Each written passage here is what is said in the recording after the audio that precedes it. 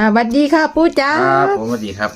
มาจังไดน้องมัน เลขปู่จันคันน้ำมนต์เขียนให้ตัวแรก239บอกคุณว่าเลขขันน้ำมนต์ตั้งแต่มือไหวคู่มาห้อยมาตลอดเด้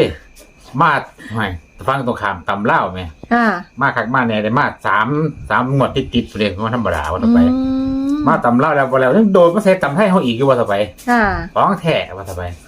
เลขขันน้ำมนต์ปูมันเขียนให้ คือหางเดียว239นี่ออก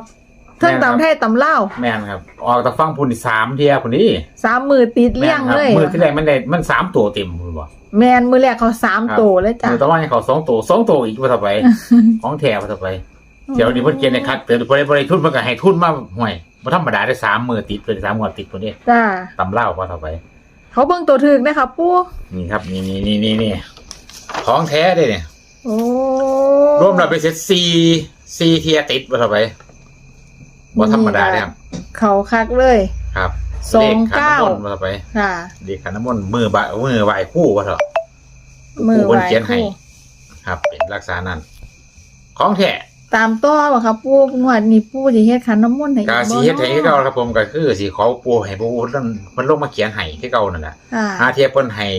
ทุนฟังพุ่นก็บ่เอากำไรฟังพี่ก็บ่ก็ได้ว่าต่อไปคือจังเพิ่นเฮ็ดให้นี่บ่ว่าธรรมดา ค่ะ วันนี้งวดนี้เนี่ยเอาเจ๋งๆคือเก่าเด้อปู่ ห้อยก็สิบ่คือเก่าอยู่บ่หรืออาจสิดีกว่าเก่าก็บ่จักว่าต่อไปครับทุกอย่างมันเป็นไปได้ดิ ตาม แนว ต มัน อน บ่มีหักเนาะ หันบอก FC พิมพ์รอไว้เนาะค่ะ แม่ เนาะ นครับพิมพ์รอไว้กดรอไว้